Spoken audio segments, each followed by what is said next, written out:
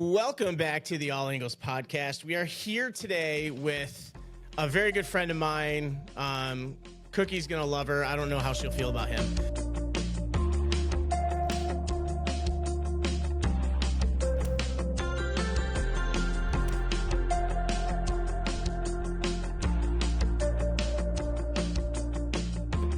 Talking to somebody, we were going to talk to her. Like I was kind of planning it for the future, but with the events that have happened recently, thought it was a good idea to really get started today and bring her on today. She will come back in the future if she likes us still. But this is Becky. Becky from all the way down in Kentucky. And Yep. Becky is here for two different reasons. We have the connection through the group of friends we had through multiple sclerosis. We're going to get into that a little bit. But we have a very unique situation with Becky as she has an emotional relation to the events that had just happened in Minnesota at the Annunciation Catholic School. As when Becky was in high school, there was really the first nationally publicized school shooting that we've had here in America. This is before Columbine. It was, like I said, it was 1997. And it was Heath High School in Paducah, Kentucky. And when you look at the list of people and events now, this one doesn't show up on the list. Everything starts with Columbine because of the amount, which doesn't take away from the severity of what had happened. Becky was a student in school on that day, and I was just asking her, and we're going to try and figure it out. But like with the events on that day, Becky, I know you said you don't like to be called a survivor of it. You don't really like the term. But what would you, I mean, you're just a person that was in school or witness to the event or? Yeah, I think maybe witness, like maybe I don't know. I think with survivor, it means that to me it comes across like we did something to keep us here that the others didn't do, and that's not it. Like it was all by chance. I think also a lot of us, and when we talk about this, I am only speaking for myself because there was tons of us that went through it, and we all have very different perspectives, and we all remember very different parts of it. So two people could have been in the same situation and had two very different takes on it. But a lot of us left with survivor's guilt. And so when we hear the word survivor, and we've done a lot of therapy in the long term to get past that, I don't think survivor, there's like a positive term with that, and we don't see it necessarily as a positive thing, if that makes sense. Okay. Yeah. So we appreciate you joining us today. This is an episode for September 2nd. That'll be out. It's Monday as we're recording today during the day. And we're going to get into the events from that day along with Becky's multiple sclerosis and how she's handling it. So we welcome everybody for being here. And after a goofy couple episodes, we thought we would dive into something a little bit more serious here. So welcome back to the All Angles podcast. This is episode 22. 22. Hey, Wow, hey. 22. We're seasoned professionals now. Sure. So since 2000, nope, I already lied. Since 1966 is when they've been keeping stats on school shootings. It's a major topic going on in the country. The events in Minnesota, I couldn't have more condolences for the families, especially when the victims were 8 and 10 years old and they were in church. Like I actually went to a Catholic school when I was younger, so I remember being in there, and never once would I ever had any thought that someone would Right. start shooting into the church. I was more scared of my mom back Well, then. even at our age, and again, I'm just gonna. Well, actually, I know because based on when this happened, you're a little bit younger than us, Becky, not by a few years, but even when we were growing up, this was never a thought. I mean, because again, like you said, what happened at Heath was the first kind of, national news one, but I don't personally remember it. I think everybody remembers the Columbine incident. I remember watching the live footage of it, but prior to that, this was never a thought, at all. And now, kids these days, I can't imagine that they don't think of this. They have active shooter drills. Like I it's know just it, like our tornado drills and all of that. exactly. Yeah, I grew up in Texas. I remember the tornado drills. Actually, I'm old enough to remember having to get under my desk for potential nuclear war drills and stuff like that. Just the stupid stuff we dealt with towards the end of the Cold War. Having active shooter drills is insane. And Mhm. that's something that the government thinks they're doing to rectify this whole problem. And we'll get into that as well as far as like resolution kind of stuff. But since 1966, for high school, there's been 1,918. For junior high, 67. Middle school, 313, which I think the difference between junior high and middle school might be whether you start in 7th or 8th grade. And it depends on where you are in the country. 'Cause Yeah. it's changed even back home what they consider middle school and junior high. So. Okay, yeah, because like I went to junior high and it was or eighth, ninth, and 10th grade. Nope, I Mine was lied. 7th, was 8th, and 7th 9th and 8th. grade. Yeah, mine was just 7th and 8th. That was it. Yeah. So Mine was 6th, 7th, 8th. okay. Yeah, so it varies differently there, which is why I kind of combined it's 380. Elementary school, this is heartbreaking, 619. K through 12 schools 50, K through 8 schools 59, 6 through 12 schools 15, and other 41. So I don't really know what other means, but just mixed it in. That's a total of 3,082 students that have been killed in school shootings alone. And this doesn't count like the Aurora shootings that happened at the movie theater in Colorado, which ironically enough is really just down the road from Littleton where Columbine is. And the other ones, like the church, I can't remember the state in which the church was. Is that North Carolina or South Carolina? Do you remember? There's been multiple. Yeah, I was One about was to in say, Texas. Yeah. It's And unfortunately, sad to say, they're all kind of running together at this point. Mhm. Yeah. That's the sad part. And it's crazy thing where it was all over the news the one day, and the next day it was like halfway through the news, and then the third day it was gone. That's how numb as a country we're becoming to these kind of things. But 1997, I graduated high school. I was only thinking about going to college and playing hockey. Cookie's a little bit older than me. Becky, how old were you? That was my rookie year of pro. Oh, okay. Oh, yeah, that's right. I remember you do saying that. So, Becky, how old were you in 97, like when you were in school? What grade were you in? I was a sophomore. So, I guess really starting, I know I've read the articles, and we can talk about what I've read in the articles versus what had really happened. But, like, what do you remember about that day? Obviously, it's a tremendously traumatic day. But like, what do you remember? I mean, I assume it's not a big school. No, no. And I will not have numbers right. And you'll hear me say it a thousand times, like I may get something wrong. And Becky has MS. She it, forgets things. and so if I do, or if somebody else remembers it differently, like that's absolutely a thing. And I never want to discredit somebody else's memory of it. But I think our graduating class had a little over 100, I think. I think our entire school had like 300, 400 students. It was a small school. Um, and so that day, I got up and I rode the bus to school every day. And my best friend, Casey, um, rode the bus with me. So she lived literally on the same street that I did. And so the bus would pick her up and then it would come and pick me up. And so she always saved me a seat, got on the bus, sat beside her. We talked the whole way to school. It was the day after, it was the first day returning from Thanksgiving break. So everybody had been gone. And so we were catching up on that stuff. We were talking. We were actually, swapping homework because are you really even best friends if you're not like doing half the homework and then like switching it so that you didn't have to do as much? And so we're talking and everything, and then we get to school, and and John's gonna be like, "Well, I was in school like a goody two shoes, like completely, never did anything wrong, never got in trouble. I was very quiet. I was very shy. I did not become my blunt self until later on in life. And so And boy, I is had it a actually, blunt self. yeah, yeah, now I don't hold back.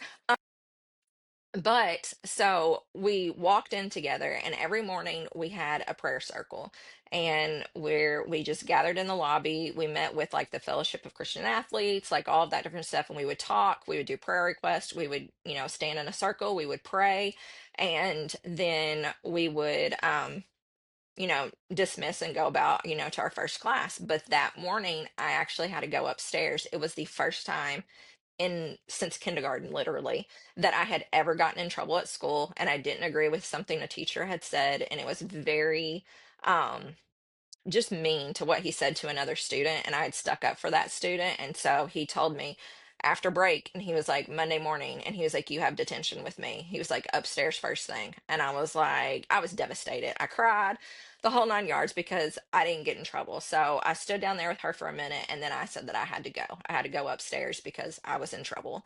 And so I went upstairs, I reported to him, sat there, and all of a sudden we started hearing things like balloons popping.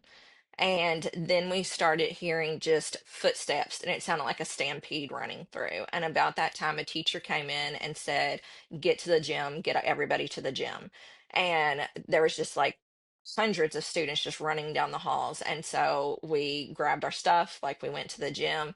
And about the time that we were, filing down the stairs and going out towards the gym, that's when you started seeing kids with blood on them and knew that something really bad had happened.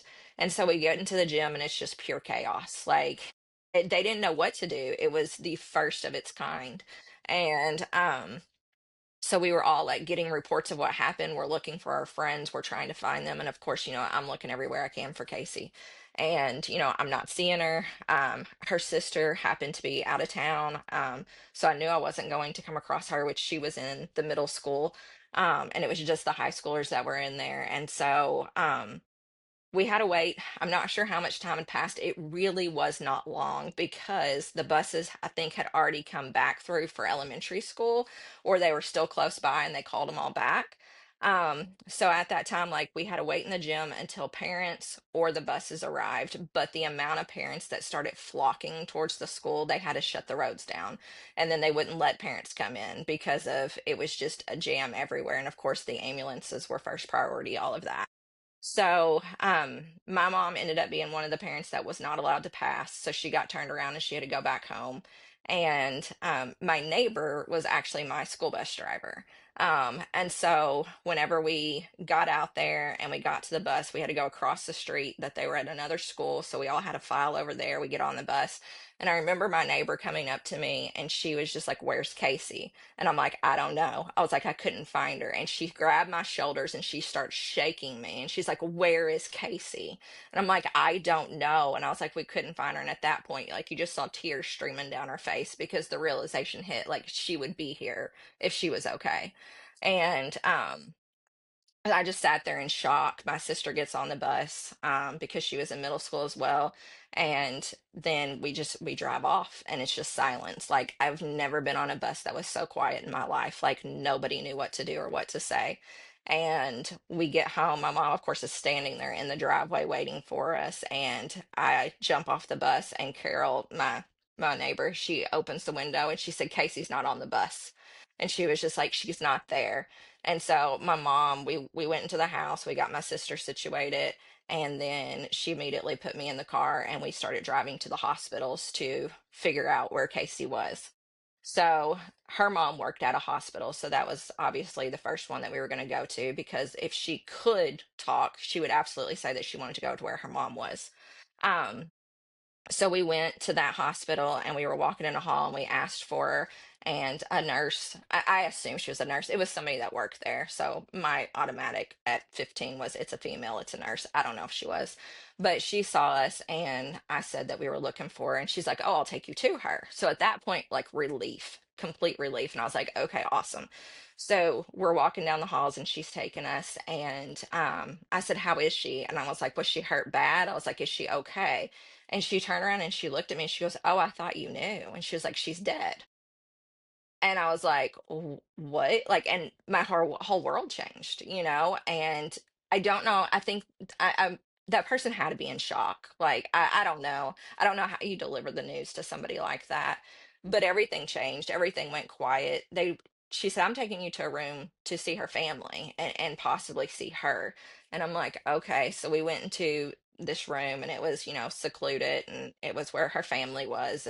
That's where we were able to talk about it and kind of start putting pieces together. But that was like from start to me finding out that she actually didn't make it that day. How much of the rest of the events are really a blur? I mean, how much time was it between hearing the balloon pops sounds to getting into the hotel? I mean, sorry, hospital where she was. I there are some parts where I can remember everything. Like, I remember going down the stairwell, like, I remember the smells, like, I remember the sounds, like, I remember the gym because of 20 years later, they had a memorial, and I walked in the gym and it was like complete flashbacks because of, a gymnasium has a different sound anyway, and then you associate it with that. And so, like, there are certain things that I remember so vividly, like, I won't ever forget it. The other things, like, I don't remember getting in my mom's car. I don't remember the drive there. I don't remember her asking me anything. Like, I'm sure she did, like, it's my mom, but I don't remember anything about that. And the next thing that I remember from leaving the hospital, from being in that thing, is sitting on my bed by myself and my mom bringing the phone where one of my friends was calling because he found out that Casey had passed and he was thinking about me and he's like, "I just heard. I'm so sorry." And then I don't remember anything again until the next day. Yeah, John, just to, again, some of the research I did, and granted, I'm going to take everything I read on Wikipedia with a grain of salt, but, Yes.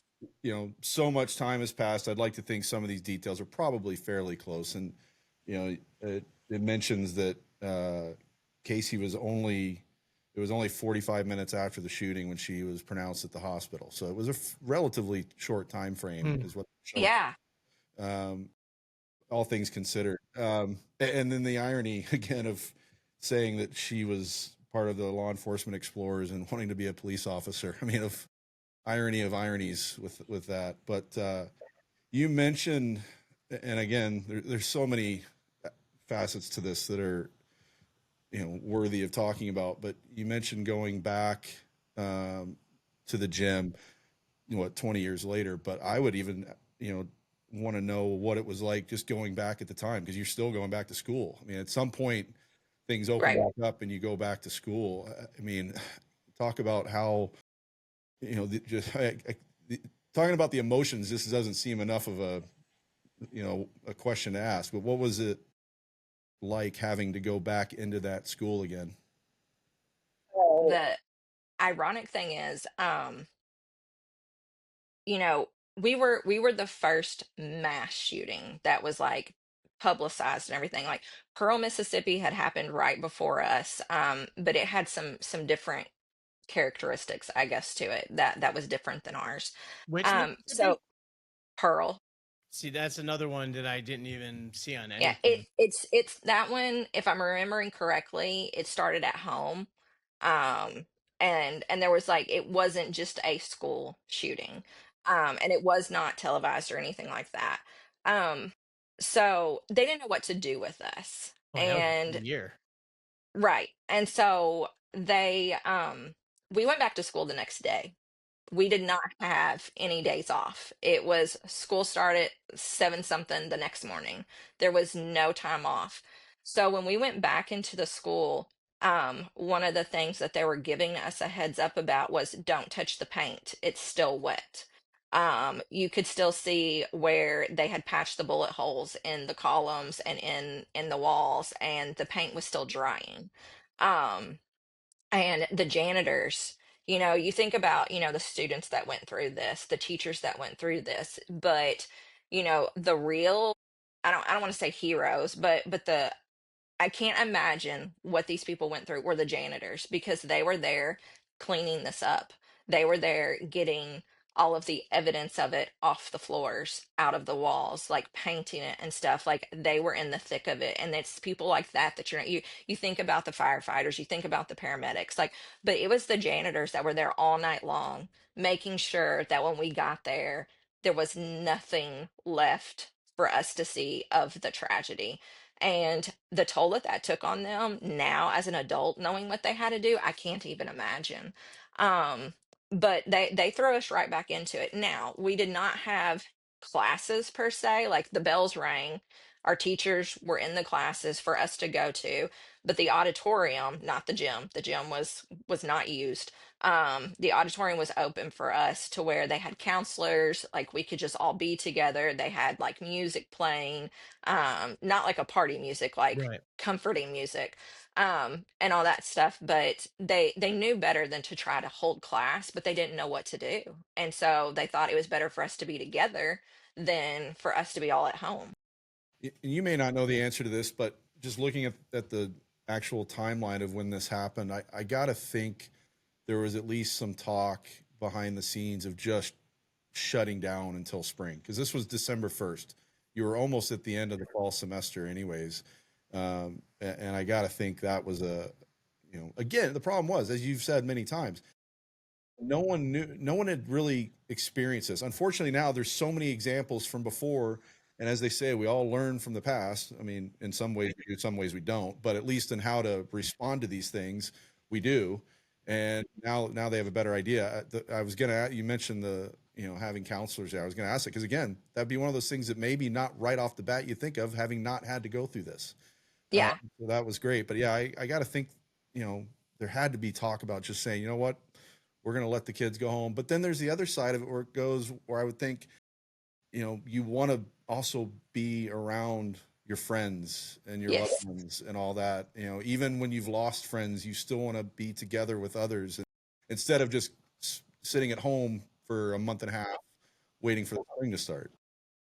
I think, a lot of people are shocked that we went back the next day. And I'm not sure that the next day was the right choice. Yeah. But I think had they waited till January, a lot of us wouldn't have gone back. I think, the trauma of going back would have been so much harder because we would have been, you know, trying to heal in that month's time, and it would have like reopened everything with the smells, with the sights, like all of that kind of stuff. So I think while we were still in shock and re-entering the building, it helped us to a certain degree because we could slowly, as the shock wore off, digest that this is where we still had to be for the next anywhere from, 4 years to a year, depending on what grade somebody was in. Yeah, I mean, I guess that's also in a time. I remember my senior year of high school, we had a student. Actually, it was a couple different times, but we had a student commit suicide, and I mean, obviously they're not going to shut school down. It didn't happen in the school or anything like that, but like the next day, it was very much of eagerness to tell us to keep upon our normal routine. And again, it wasn't something they were really equipped to know how to deal with kids and how to have them Yes. go through with it. And I mean, I remember um, as much as the relationship with my mom was a bit rough when that happened. Like I wasn't close friends with the guy when it happened, but I had already lost my father a couple years before, so my mom was worried about another death kind of re-triggering something with me. Again, stuff you're not thinking about when you're in high school. But they wanted to keep it regular. But at the same thing, kind of like you said, they said we have rooms designated if you need to come talk to somebody. Yeah. 'Cause nobody knows how to deal No. with that kind of stuff. Kids will deal with an ill parent and while they or a relative, but something like this, and I mean, with it being the first one, Mhm. it's how And do you prepare for that? right. And then to fast forward, which I think a lot of schools did this, but we were in the era of like Channel One News, like, where like they did like the little news segments on the TVs in every classroom, when school started, and it was, somebody did it outside of the school. It wasn't our school, but that they would play it every day. And so all of our classrooms had TVs in it, and all of them did like cable television, a certain amount of channels. So we were sitting in class when the Columbine shooting happened, and every TV turned on. And we sat there and we watched students drop out of windows and knowing exactly how those kids felt and what they were running from and stuff. And so it was like, not only did we go through it, but we were still in school when the next class Mm. went through it and watched it. So it was just kind of surreal. Yeah, Has there Columbine was only 2 years after. few years, yeah. Has there come a time, I guess we're coming up on the 28th anniversary now. I'm sure early on you felt this a lot. At what point, if at all, along the way, and now they're obviously more and more and more prevalent, these awful situations. Mhm. At what point did you start to not flash back every time something happened? I mean, you mentioned Columbine, so all of you is so fresh at that point. But as obviously the Minnesota thing just happened, and we're talking about it now. But even that, does that all of a sudden trigger you back to 28 years ago, or was there a time where you were, and you mentioned all of you getting some level of counseling and therapy along the way. Was there a time when it finally started to not fade away? It's always going to be there, but not really trigger as much. Um, I don't know because different shootings make you feel different emotions. So I think it depends on how closely it hits to home, on how much you flash back. Like we had a shooting that was just a few miles away from here. I'm gonna get dates wrong because I'm terrible with it because I try to stay away from it and not, but we couldn't. I mean, it happened like 10, 15 miles from here. And some of the students that went to Heath, their kids were now in this school, is the Marshall County school shooting, and their kids were now experiencing a school shooting, so it's like, lightning can't strike twice, but it can, because now there's a second generation that is also going through a school shooting. And so like that one, it was immediate flashbacks. It was okay, I know exactly what they're going through. Like I still know people that are in the school. Like I was reaching out to teachers being like, are you okay? Like please, text me, let me know that you survived this. And so I think depending on where it's at, there was one that was in Nashville, and my nieces go to school in Nashville, and so I was concerned about them, but then there's others that I hear that it doesn't bring me right back there. So I think it's just the level of relatability, as bad as that sounds. But it's also, the amount of therapy that you go through because of there's we realized when we had the 20th memorial, and it was the first time we had gathered at the school together, and through talking to each other, we all thought we were kind of alone in some of the things that we experienced, and we had no idea that some of the stuff that we do was even related to the shooting. But the more we talked to each other, the more we realized, oh my gosh, we do that because of this, because we didn't go through therapy right after. And it was after the 20th that a lot of us went into intensive therapy sessions to be like, okay, this needs to be dealt with because this stems from 20 years ago. And we never put the pieces together. And so through that, and by talking about it, and I think that's the leg up that these new students have, as bad as that sounds, is that therapy is talked about, PTSD is talked about, and so they will at least hopefully get the help sooner. But it's sad that they even need the help. Yeah. That's much more of a time of like addressing, Hmm. start to heal right away. And that's the thing with, I mean, the time 1997, I mean, we were barely able to get on AOL dial up, and now like kids are learning about stuff on their phones as it's happening. And it was a crazy thing because I mean, obviously when something like what happened in Minnesota happens, a lot of the old events will start popping up, whether it be through YouTube and social media and stuff. And that's how I got stuck on a documentary about Parkland. And Hmm. a lot of what those kids are saying, you had also said when you're talking about survivor's guilt, especially, which you've been through enough and now you got to feel, and like it's a natural reaction to feel guilty Hmm. about surviving something, especially when you witness such tragedy. And I mean, being in your school in 97, seeing kids run down the hall with blood on them and running away. And um I mean, you said it was just sound like a stampede. Were they screaming too, or were they just bolting to get out of there? I mean, were they just kind of running? I don't know, honestly. I remember hearing the running. I don't remember hearing screaming. I Hmm. don't know how they wouldn't have been. Yeah.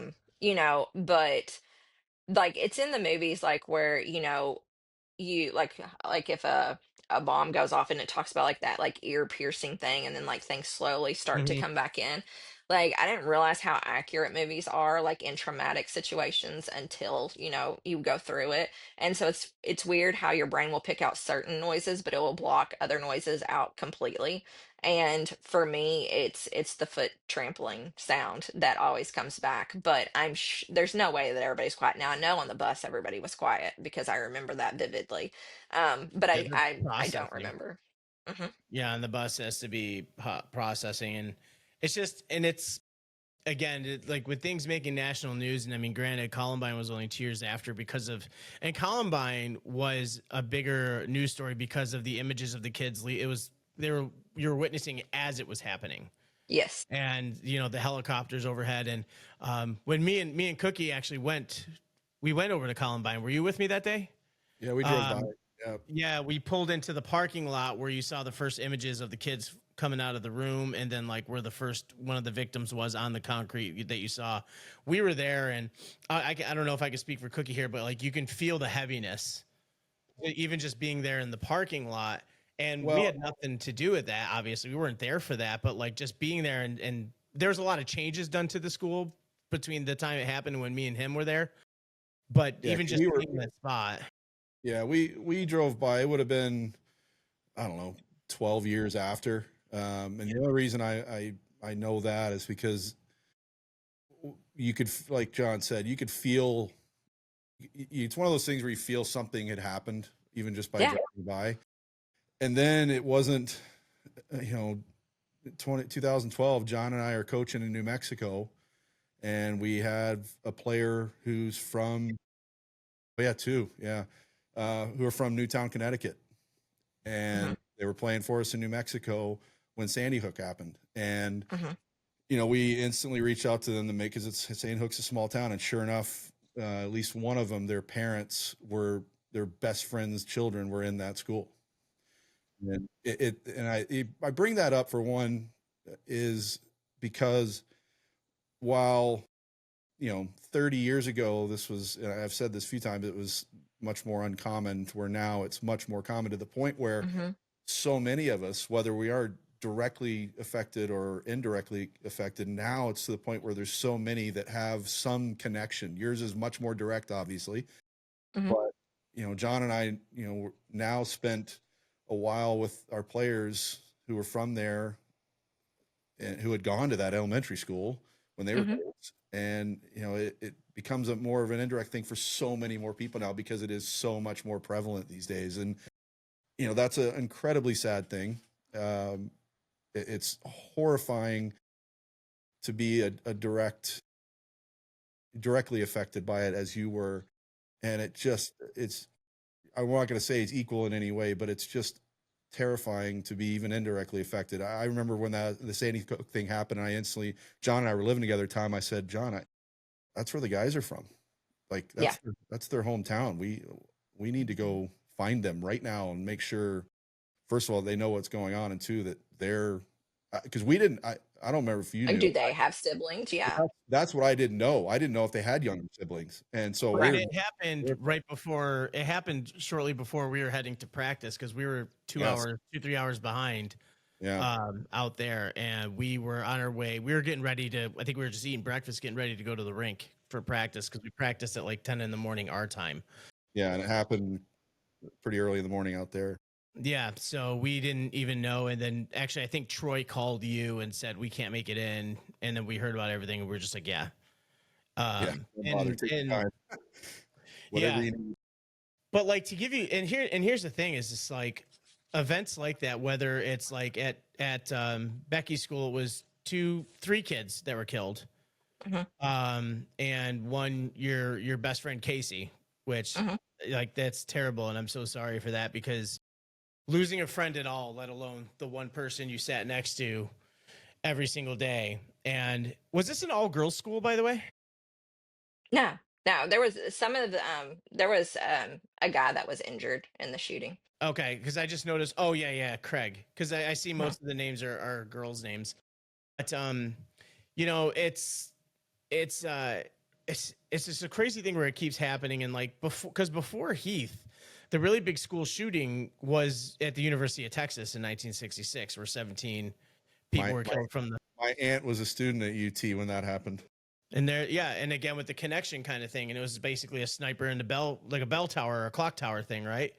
Hmm. So, And you hear about it, and then there were frequent shootings in schools before then, but usually it was like one kid brought a gun, and it happened because of a fight or because of an outside school beef. Right. We grew up with the movies that were in inner city schools where something like that would happen, but not something where it was a mass targeted Right.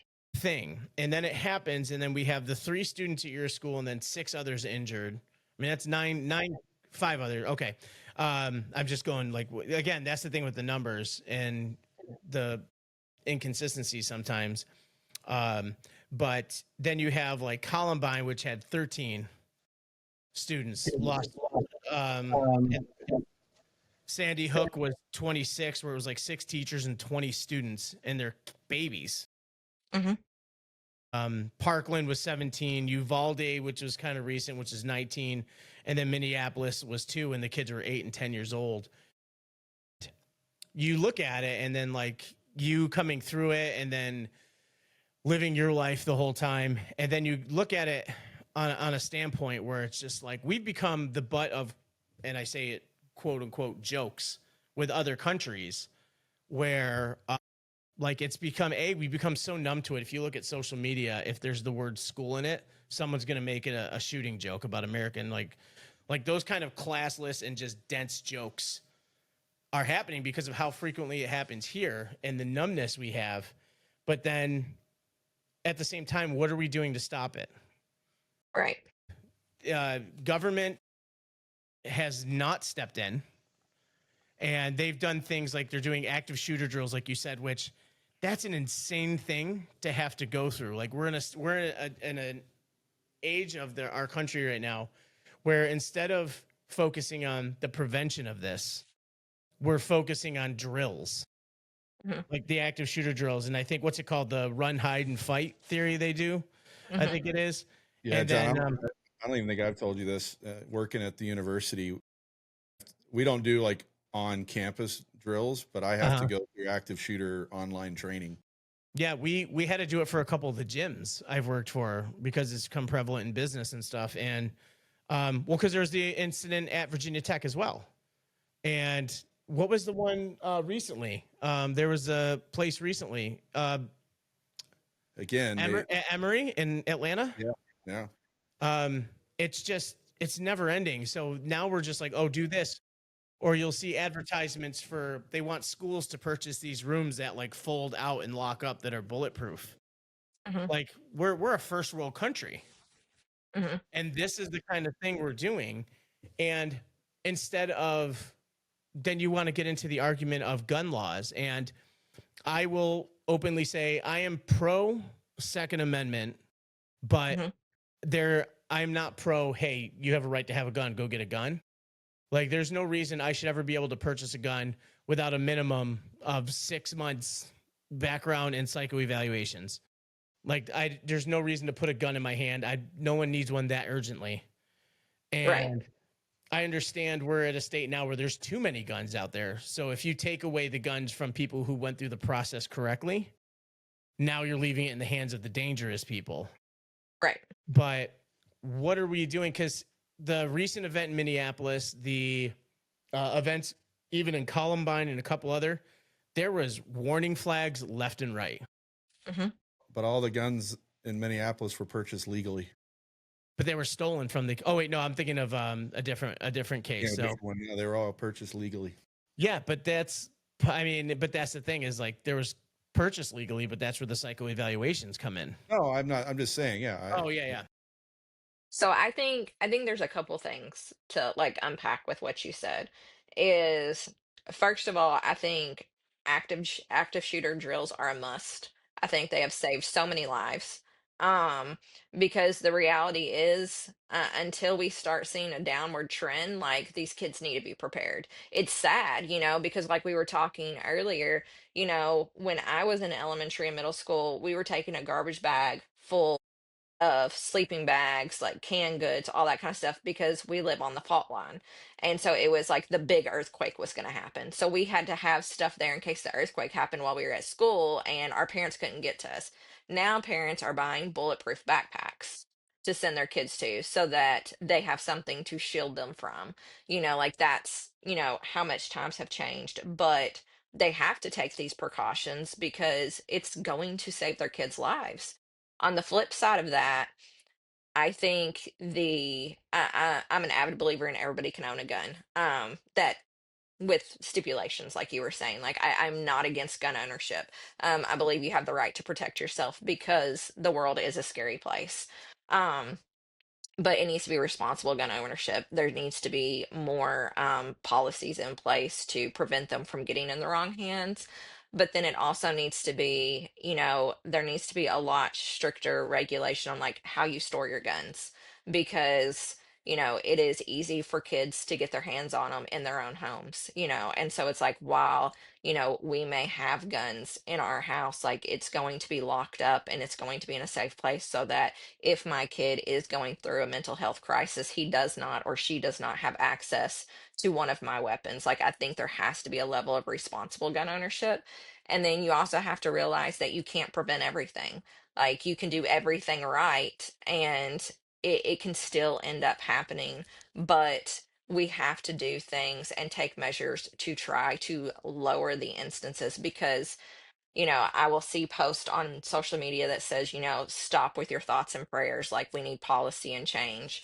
And I disagree because I think, with my faith and with, my relationship with God, like absolutely we need prayers, like absolutely we need, this world to see a big change in it. But we also need policies to change. We also need new things to be implemented because what we're doing right now isn't working.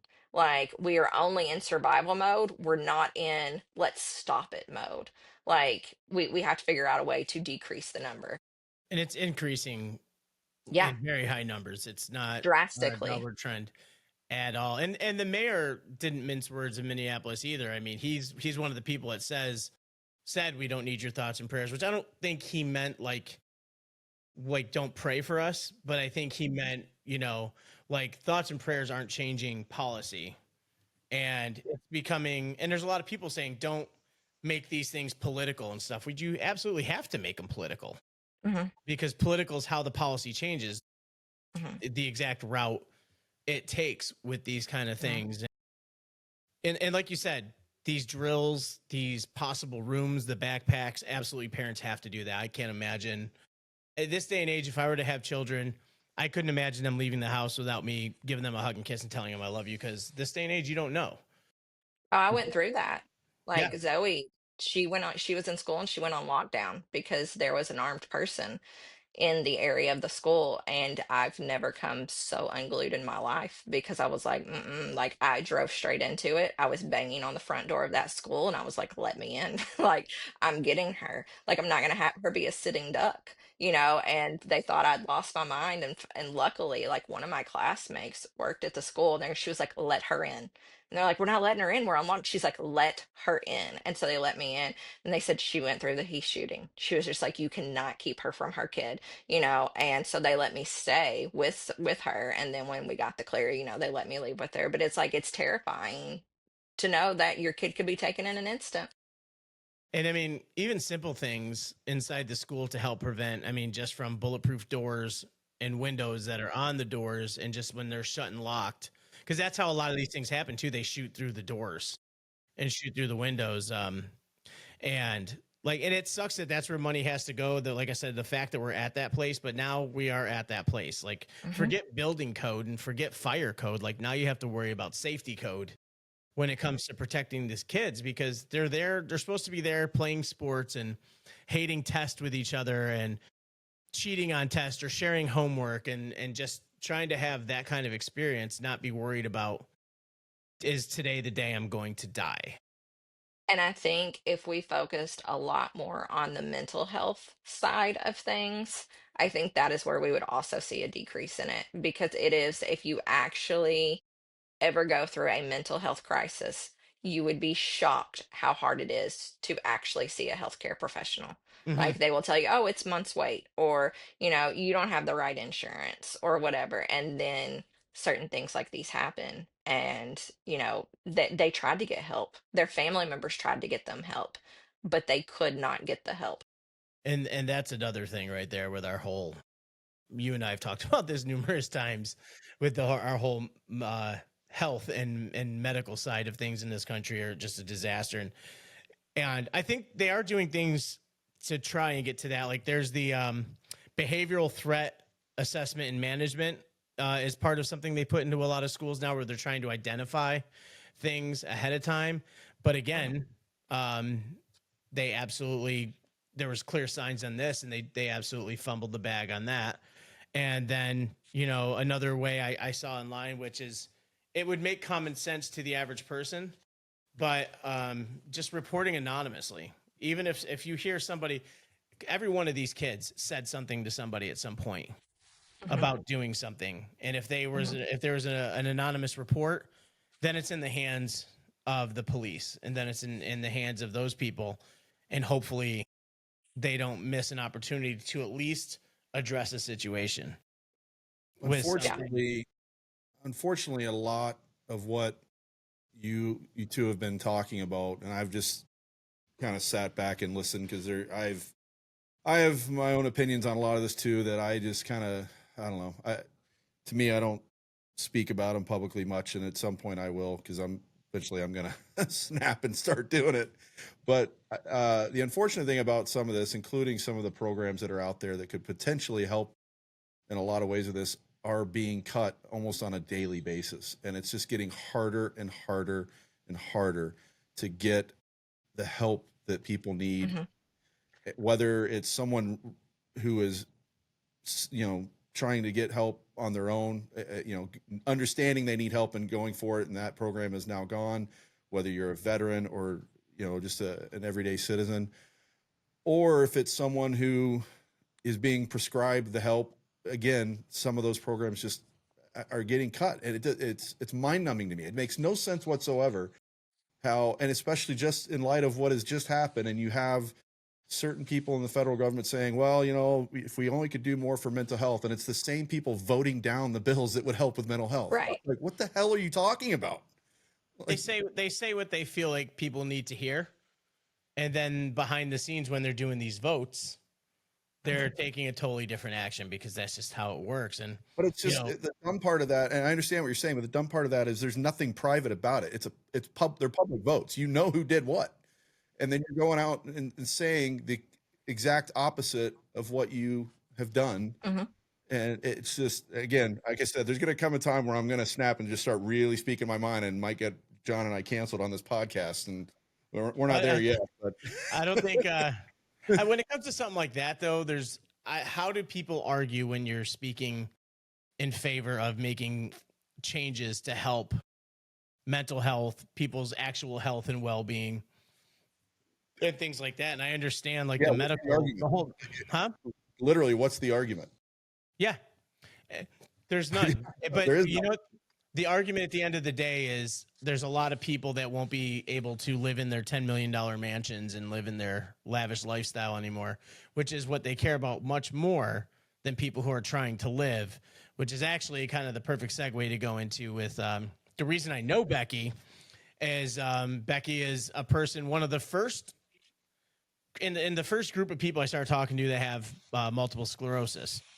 And we're I two of have the we're I have friends with MS.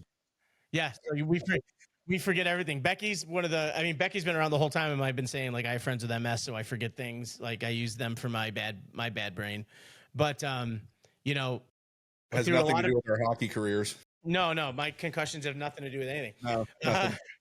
but with and through all the changes and people that have come and gone, like me and Becky have been friends for a long time, um, and there's just a lot going on with MS and a lot of people with it, a lot of people having it. There's an influx of younger people now being diagnosed with it. And then there's even a lot of different things where a lot of people with MS, when they have kids, there's different ailments that I'll be honest with you, I'm not going to sit here and say they're tied together or that one's a reason for another, but it's becoming common, I feel like, with some of these kids. And so, as if Becky didn't go through enough in high school, she grew to be an adult. And when were you diagnosed with MS? I was diagnosed with MS. It was probably like 14 years ago, I think. It was before I was 30. It was in my late 20s when I was diagnosed.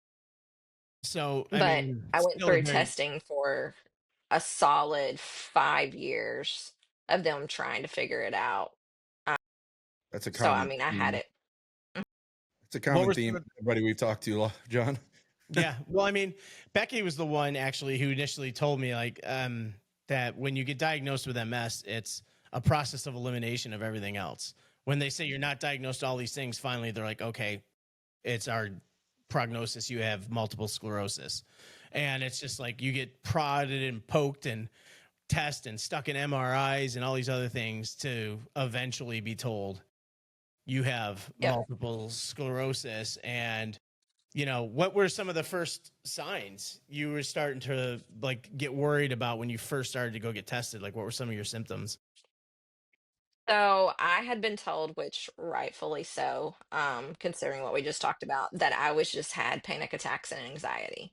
I would, if I would be like out in the yard, I would start getting really hot, and all of a sudden, like I would have trouble speaking. I would start shaking really bad. Like it was like my body was shutting down, and they said that that was a panic attack. Um, then I was driving to work one day and I was like, had my foot on the gas pedal and my foot was just going like this the whole time. Like I could not keep it still. And so my car was doing that. I was like, how am I going to get to work? So like I had to set cruise control like every time just to like get there. And so it was different things like that that were happening. I was like, this isn't normal. But every test that I would have done would come back and say, yeah, that's not it. And then it got to the point where the doctors were saying, you know, well, you're a hypochondriac and you really need to look into your mental health because, you know, you went through the shooting and there's no way that you get this sick and then you get better without us ever giving you any kind of medicine. And they're like, so you have to be faking it. It has to be, you know, anxiety induced and all of this. And I knew that it wasn't, but how do you convince somebody who is absolutely convinced that it is? And I finally I got different insurance and I was able to go see my doctor that was my pediatrician and he had switched into primary care. And so I walked into him and I had videos of like after I had been weed eating the yard and I couldn't hold anything in my hand for a solid 8 hours because my hand couldn't grip and it was shaking so bad and all these different things. And he just looked at me and he was like, you have multiple sclerosis. And he was like, I know you do. And he's Did like, he we need to have get you into did he have experience with multiple sclerosis before? Or because I know a lot of doctors like they he don't. had seen it. He had seen Okay. it before. Yeah, and he had actually his daughter was interning for him, and he said before he told me, um, he said, I want her to come in and take a look at you. And he was like, I want her to see you because he knew the chances of her seeing this again would be years and years down the road. And so I told her everything. I showed her all the videos and everything. And he was like, do you know what she has? She's like, I think I do. And he was like, go ahead and tell her. She's like, I don't want to say it. I want to talk to you. And he was like, no, no, no, it's okay. He was like, go ahead and say it. And so she said it and he said yes. And then he turned to me and then that's when he said, you know, you have it. So, you know, she was fresh out of school. She was interning. And so he told me but he was just like, you know, it's going to take you months to get into a neurologist. And he was like, so you're just going to have to wait. And so, you know, through that process, I called him out. I was like, I can't wait. Like, get me into somebody else. He's like, you don't want to be in with somebody else. This is the doctor that you want to see. And he was like, trust me, you've been waiting 5 years. You can wait 3 months. And I needed that. Like, he's very like, he puts me in my place. And Dr. Becky. yeah, I love him. Like he is amazing because I need somebody to tell me, you know, calm down. Like I know more than you. And so it did. It took 3 months and I finally got in and then they had to go through the whole battery of testing again. And when I finally got the answer, he was like, well, the good news is, and he was like, it's not all in your head. And he was like, you're not crazy. And he's like, the bad news is it's literally all in your head. And he was like, you have lesions on your brain. And I said, okay. And at that point, I'd already done my research. I'd already kind of accepted it because it was just like verbatim every symptom I was having. And I said, so I'm not a hypochondriac. He's like, no. And he said, your lesions would swell up. And he was like, and you would be in an MS flare. He said, you have relapse remitting. When those lesions shrank down, your symptoms improved. He said, that is how you got worse and then got better with no meds. And he said, but he said, we can help you. And he said, we can shrink those lesions faster through steroids. And he was like, and we can hopefully keep those lesions from deforming with DMTs. And I was like, okay. But yeah, turns out it wasn't crazy, at least not with that. I mean, yeah, not with Right. that. Yeah. Don't do it, John. I've already done it. It's just because we're talking about it now doesn't mean I haven't said these things in the past on TikTok Live or something like that. But, and so now, and that was, you said 14 years ago, right? And how are you now with it versus then? Is it getting worse? Is it, and I hate to say the term worse, like, is it It's developing more, progressing. progressing and Yeah. blah? So, and then I Yeah. assume So this takes down the route. What was your job beforehand when you first started doing this? You said you're on your way to work.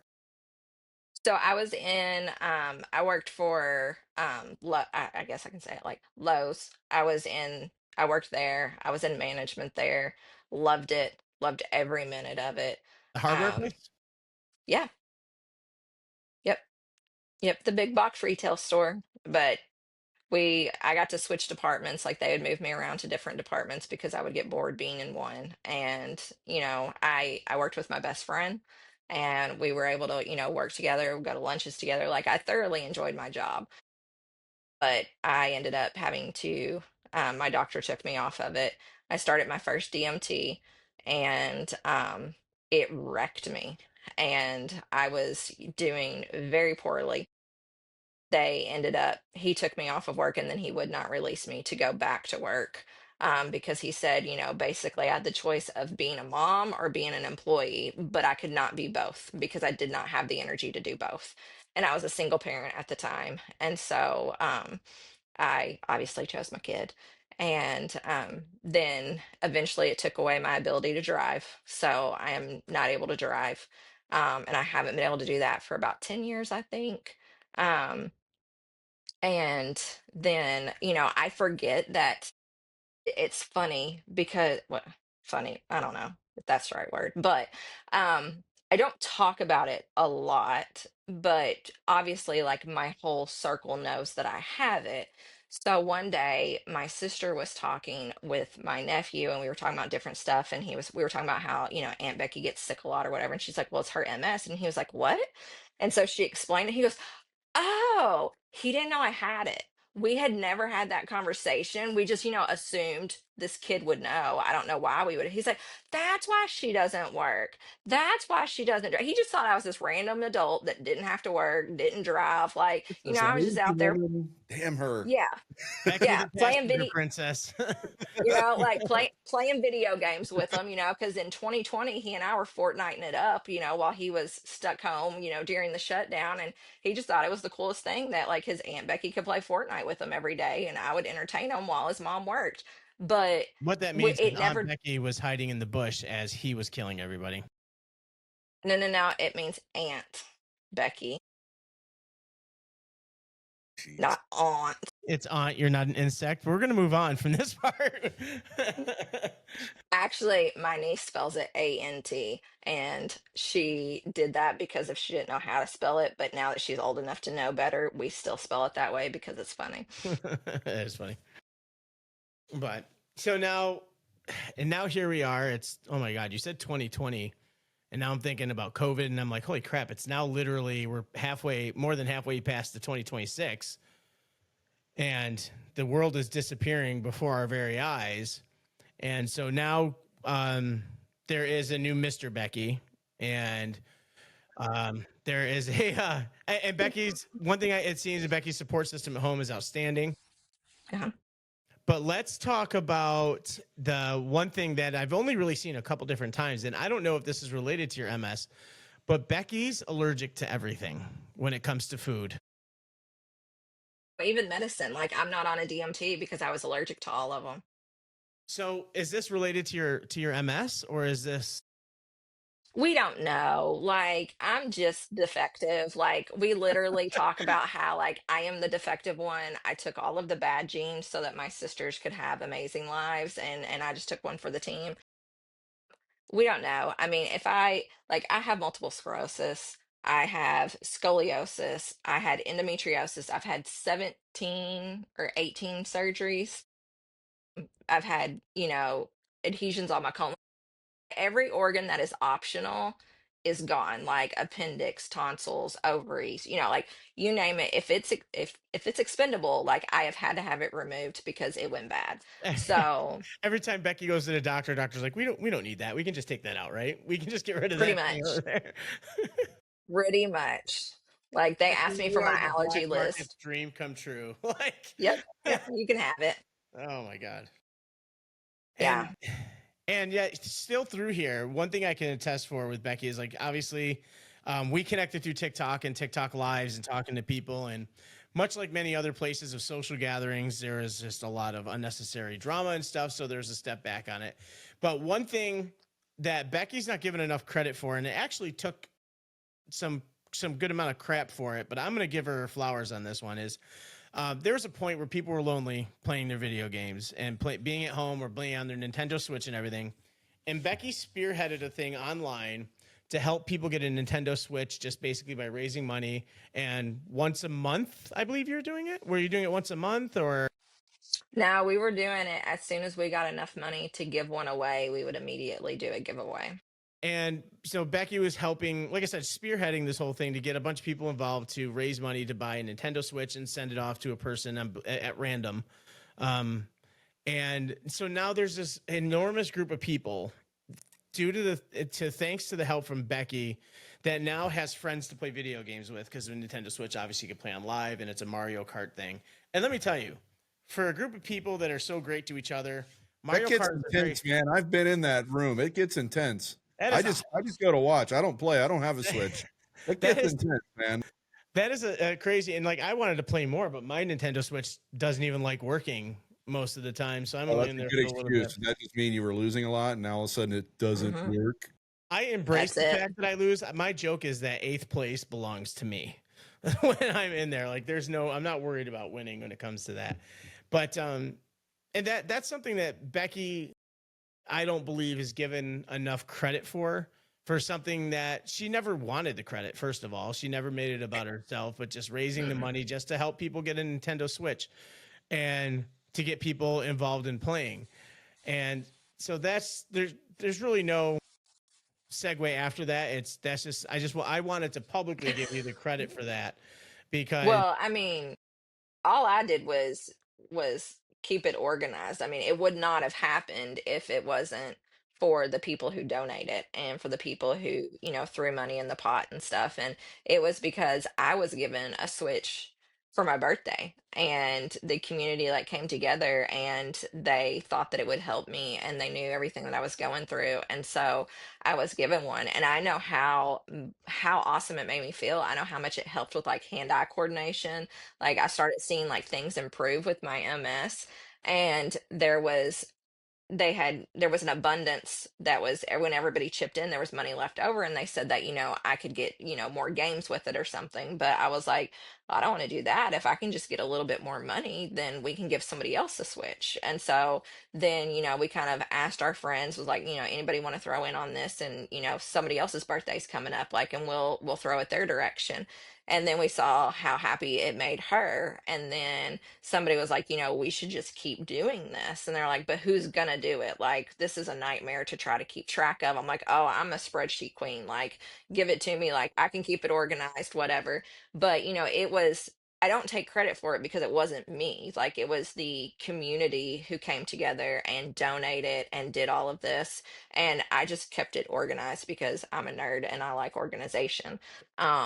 But it was awesome to be able to see that many people getting to do it. And some people that won never got on and played with us because they felt too much, it was too much overstimulation to be in a game with that many people, but they played on their own. And another one was like, I don't know if I'll ever be able to play. And I'm like, it doesn't matter. Like, if you can do it, if not, like, give it to your kid. Like, this is a giveaway. Like, there are no strings attached. Like, this is not a rule of if you receive it, you have to play with us. Like, just enjoy it. And to see like everybody do that, did it come with its own set of drama? Of course, because there's always going to be people, but there was way more good that came from it than bad, because the MS community likes to love on each other.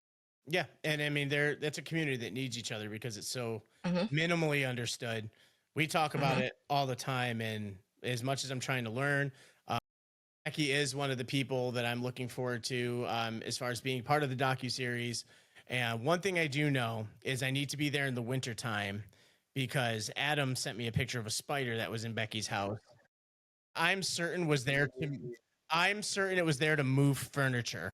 And Adam said, "Hey, I got a great idea. Let's send a picture to John," because thank God I wasn't driving when he sent that picture. And Nope. So now I know I have to be there in the wintertime.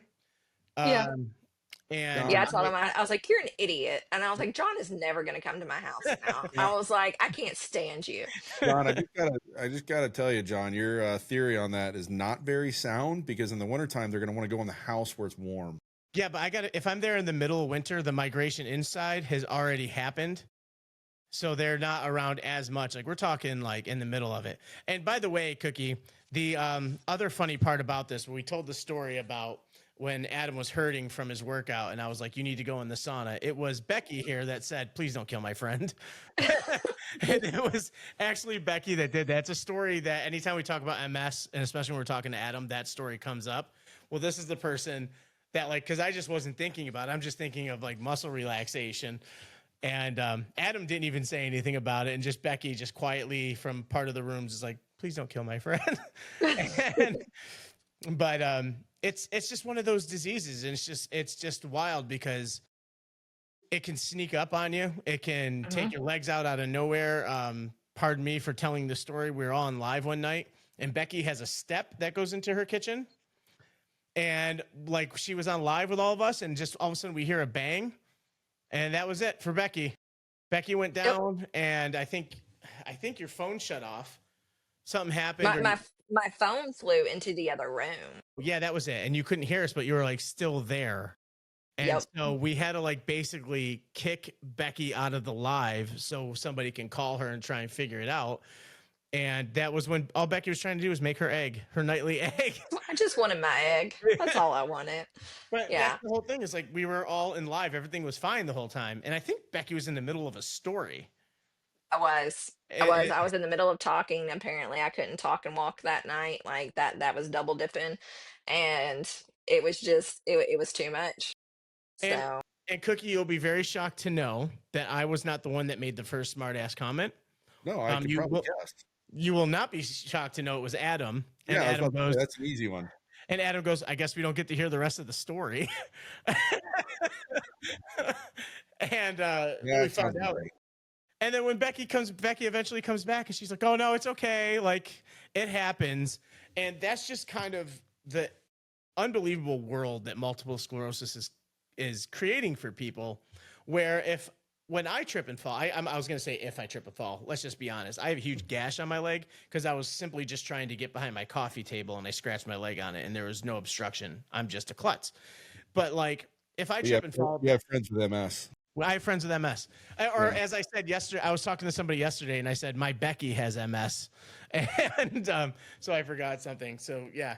But that's the thing is where if for us, it's like if I fall or Cliff falls, that's coming with a world of ridicule. And for some people, Becky could be going about her normal day and then lights out. Something's Now going to look, I'm happen. not Someone's going going to to give take out. any away. I'm not taking anything away from Becky, but I'm turning 50 in a few months. I fall. It's a big deal. Yeah, Oh, it's not it's good.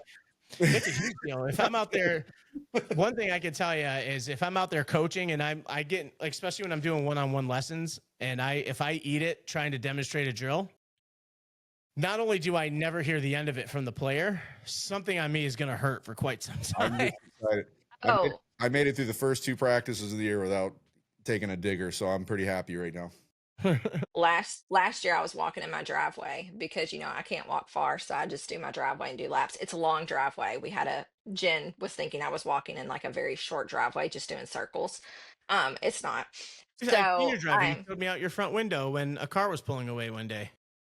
Yeah, and so um I'm out there walking and I trip and I fall. And this was like last summer, fall, whenever it was.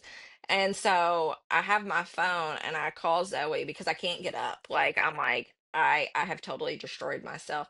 And so she answers the phone and I'm like, "Hey, can you come out to the driveway for a second?" And she's like, "Be right there." She hangs up and she comes running out. And I'm like, I was really calm, like really. She's like, "Yeah, that was what scared me." She's like, "You were way too calm." And she's like, "I knew something had happened." And I was like, I need help. And I'd cracked my elbow. I broke it, like, but I was just like, "I just need you to come out here." But I mean, you get used to it.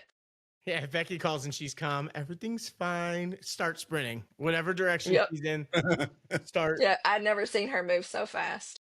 Um, I do have one question. We've talked about this with Adam as well, and we've talked about it with you a little bit. But for people who are watching that might not know, they're starting to tie together trauma to activating multiple sclerosis.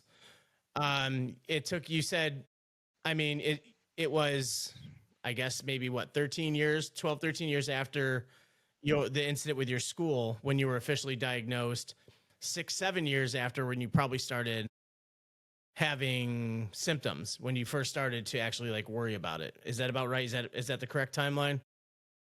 That's the timeline that you and I talked about, but that's not like the timeline that I had. Like that time was when I related it to MS, but my first actual MS symptom was while I was still in high school.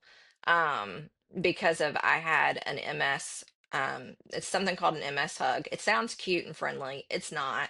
It's basically it feels like an ace bandage is wrapped around your ribs and there's somebody on each side like pulling as hard as they can and you can't like expand your ribs and it's stabbing pain when you breathe. They say it's comparable to like a broken rib or pleurisy, something like that when you have it and it just comes and goes. My mom ended up taking me down to Vanderbilt University, that hospital, and I had tests ran there. They couldn't figure out what was going on. They said I just must have a weird rib. And that's kind of where it was left. But that was like my actual true first MS symptom was, and it was after the shooting. And so what they have figured out and they have started to do studies on and is that an illness or a traumatic response can activate it. It does not cause MS. So the shooting did not give me MS, but the trauma, the adrenaline dump, the your body being in flight or flight for so long, it changes your immune system and it can activate what is already laying there. And so they believe there's a lot of factors in our area, but that is one of them on why MS is higher in our area is because there was several of us that went through like a really traumatic thing. And if you talk to other people, whether it was like an unexpected death in the family or, you know, just a high stress situation, an abusive relationship, like a lot of times it will activate the underlying autoimmune disease. Well, actually, that takes me back to my previous question then of, I'm new school shootings or anything pop up, if there's a, any trauma that comes with it, any of those activate the MS? Like, do you feel something happening? Yes. So, where I say like MS is a blessing and it's a curse. So, a lot of good has actually come from me having MS. I don't look at it as just a bad thing. Like it gave me the ability to be a stay-at-home mom to a kid where I wouldn't have been able to do that, if it wasn't for MS. I was a single mom. And so I got to be at home with my kid and I got time with her that I never would have gotten being a working single mom. That there are things that, I can find the good in. And one of the things is that it tells me when I'm stressed right away. It tells me when things are happening. So I know, okay, I need to immediately adjust. I either need to work through this, I need to avoid this situation, like whatever it may be. And so I know immediately when I'm getting stressed because my symptoms will go through the roof. Like my tremors, I can't hide them. And they start getting worse. My vision will go blurry, like all of those things. And so when I'm in a high stress situation or something triggers me, my MS symptoms, it's called a pseudo flare. It doesn't actually make me go into a full-blown relapse, but it will flare the existing lesions. And I know, okay, if you don't get this under control, you could throw yourself into a real relapse. John, I just got to say, and this has happened every time we've had, even with Adam's, I already know where this is going. even with Adam's dumbass, um, these these MS people are unbelievable to me. The fact that you're finding any kind of positive out of this is just, I mean, I'm, When she said that in my head, I was like, this is the most Becky statement I've heard her but make. I just can't, it's, and I don't, and John knows me, I don't want to sound cheesy or sentimentally ridiculous or anything like that. It's unbelievably inspiring. And Adam hates it when I say that, but I don't care. Like it is. Adam hates everything. That's a fair point. That's a fair point. After he sent me that picture of the spider, I'm beginning to hate Oh, Adam. I hate Adam for the spider tattoo. But it really is, because I can't, again, fortunate on my end, I haven't had to go through this, but I'm in my head going, I can't imagine seeing the positives in any way. And yet to find positives out of this is just, it's unbelievable and so powerful. And I especially, think. go ahead. Go ahead. No, you go. No, you go. Nope. I think that you have to find I'm not gonna do this with you because you would sit there until I did go, so I'm just going. Um, I think you have to find the positive. If not, you're gonna be a really miserable human being. Like, and right. And I don't want to be an atom. Um, so, like, you have to find the good in things. And, like, I will never be thankful for like awful things happening, but if you can't take what awful happens and use it for the good, it's just like the shooting. Like, if I could go back and change it, none of us ever go through that, I 100% would. Like, I'm not an idiot, but I went through it. I can't change it. So when the Marshall County shooting happened, like, if I don't use that, then what was it for? Like, for nothing. And so, we turned around and we went to that school and we talked to those parents and we talked to those students and we were just like, this is what we wish somebody would have told our parents. This is what, these kids need to hear, even if they don't want to, or this is what you should never say to your child after going through this. Like, you have to find the good. If not, like, life just sucks and life doesn't. Like, it's a good thing. I think you bring up a good point. Sorry, John, but I just hit me because I think you bring up a good point. And taking nothing away from therapists, and especially, those that are at the highest level of what they're doing. They're amazing. They do great work for people, but I don't think there's any way you can replace someone who's been through it. And Well, that's kind of like what my question was. I was going to ask if when Columbine happened, did they try and put any kind of connection with any of you guys with Columbine students as a way to share experiences, or was it too close together where you guys may not have been able to yet process things? They got us in touch with them. Like, we could write letters and like emails and stuff. Like, we did not go in person because it was still too soon. We Mhm. weren't healed enough to be there for them in person. Like, we were absolutely healed enough to like write letters and to maybe like do a phone call, but we had not even been through therapy yet, so there was no way we could provide that for them. And luckily the adults in our area knew enough. Now, we did get together, and shortly after the shooting, one of our teachers took us on a road trip, and it was basically the whole if you see something, say something, before that ever even became a thing. And we each gave our personal account of, you think that it will never happen in your school, you think this person is joking about this, you think that this is just, dark humor. It's not. Like, if you hear it, say it, because you may save your best friend's life, because I no longer have my best friend because somebody didn't say something, and so we absolutely went and did some like public speaking things, but we didn't do one-on-one because we weren't equipped for that yet. Yeah, and I mean, and that's just the thing, like there was one of the parents, again, I watched the whole what was the school Parkland documentary on YouTube yesterday, and I watched it by accident. Like, I just had my YouTube playing things and it just automatically came up. And one of the dads brought up a really good point about this, and it was basically 9/11 happened, and then we had the TSA was formed, and all these extra security measures were formed. The Oklahoma City bombing happened, and then they put in measures to prevent that, to protect the federal employees from things like that happening again. Both tragic events, obviously, Mhm. but this is a lot more sensitive of a topic because these kids are so unbelievably vulnerable.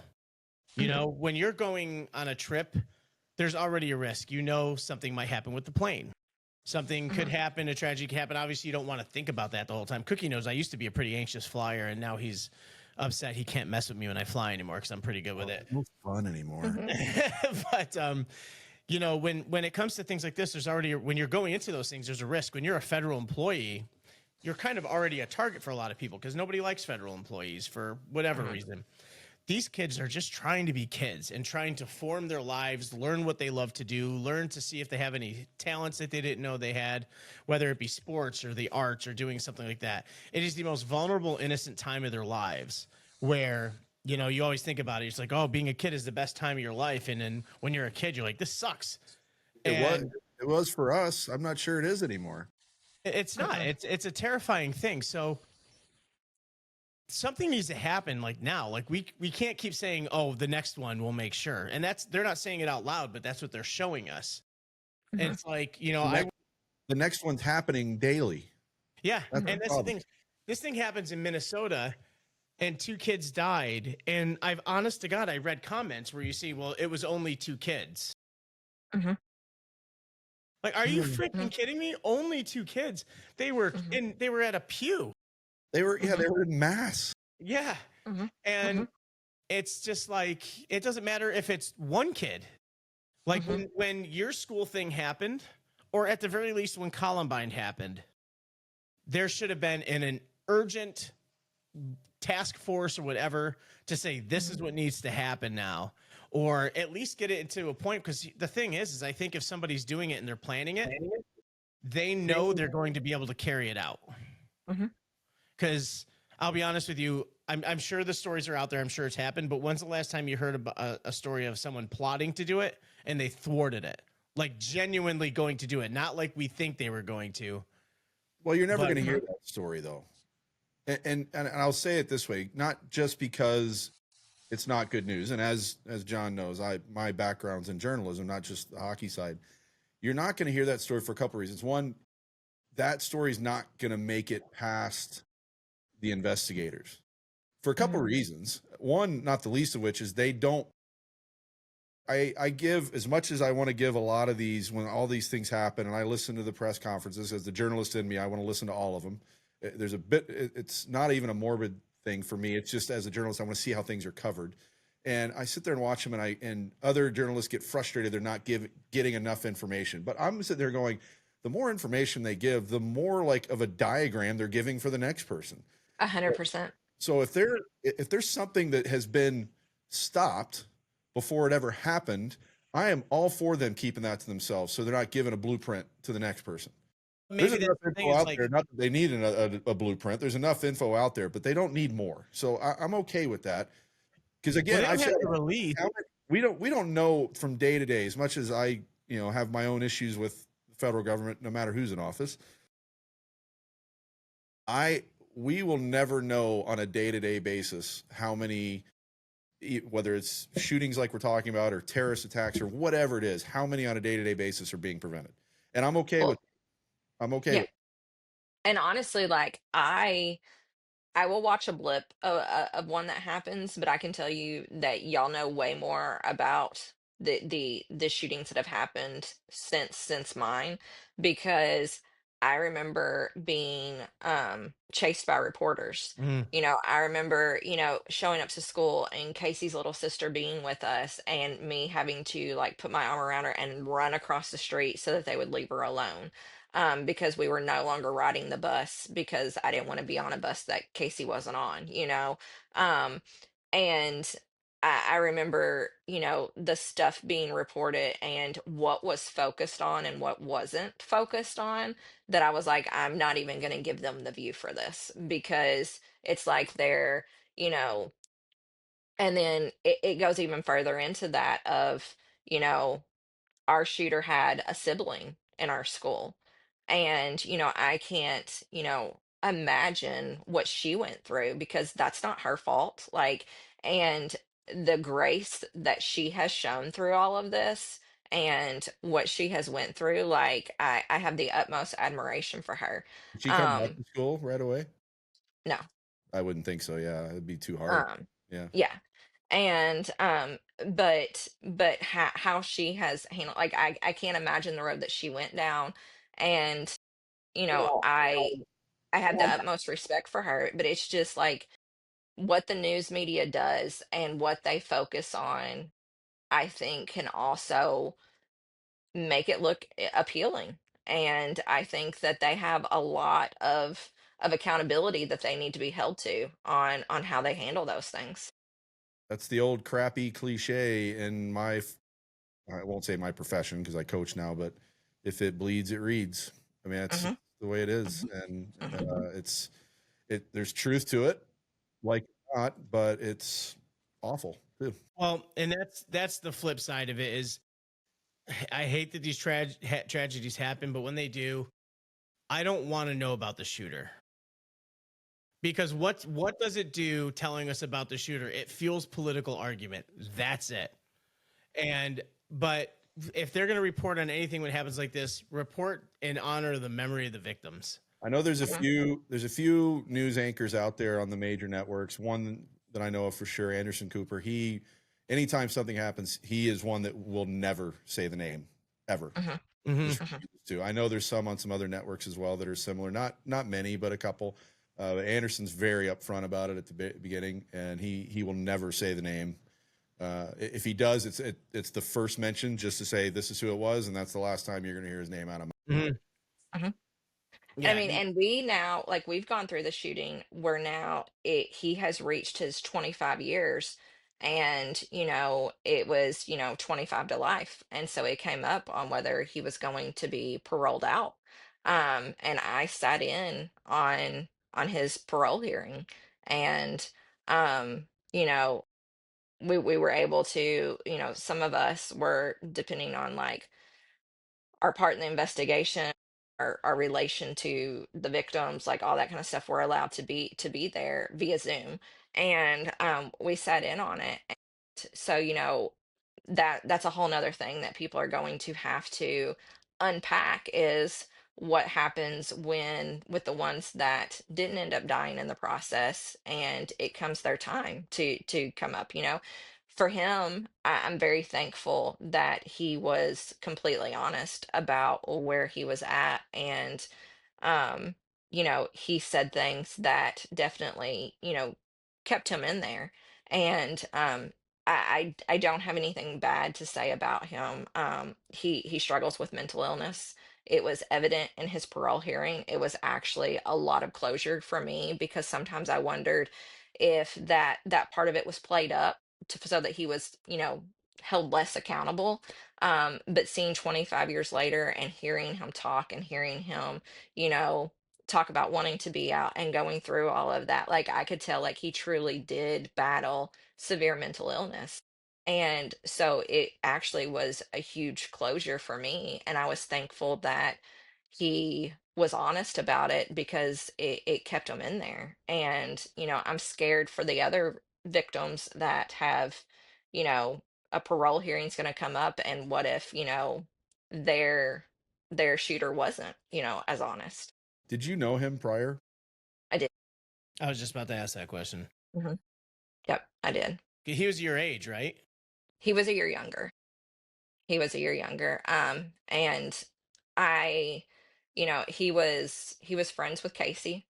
Um, and several of the others that were shot, like he was good friends with them. He was close with them. He was not mad at any of them.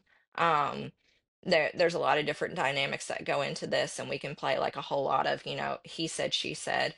But at the end of the day, my perspective, my stance on it is he battled mental illness, and it was something that he could not control. It was in the 90s where a lot of that stuff wasn't well known about then. Like, we have come far. Like, I do not blame his parents. Like, I do not blame his family. Like, I don't think anybody could have seen this coming. I think hindsight's 2020, and you can do a whole lot of like, well, they should have. But if it had been me in that situation, I don't think I would have seen it any differently than they did. And so I want to be clear with that because I know these people, like, and I respect these people. But you know, it took me 20 years to get to that point, 25 years actually, because of that's when I saw it. And before that, I don't hold anger for him anymore. I don't hold anything like that. I'm honestly sad for him and his family because of, you know, it is what it is. But I also don't blame anybody else if they still are upset. Like it is everyone's individual journey to go down. And you people got to give kids a break when they say like, why didn't the kids say anything? Like, Mhm. you're still kids. Kids aren't Mhm. kids don't Very hard understand to do. mental health Yeah. issues. They can't recognize when something's happening. Kids, we play video games. You know what it's like in a Call of Duty lobby. Like, he could have been a kid that would say things like that, and you're just like, oh, he's just another idiot teenager because he's saying Mhm. these things. It's hard to identify things to say, okay, that's a real problem versus they're just Exactly. acting out. And like a lot of times you'll hear him be like, well, the kids didn't say this, the kids didn't do that. It's like, how dare you go after other students when they're also just trying to find who they are, let alone trying to discover who somebody else is. So, but Cliff, that was the last question I had about knowing them. But Yeah. Becky, as long as I've known you, you never talked in detail about this. You've always said that you were part of one. You said you didn't want to talk about it. So when you reached out and asked, and actually, ironically, before the Minnesota thing, Becky Mhm. had asked about talking about it.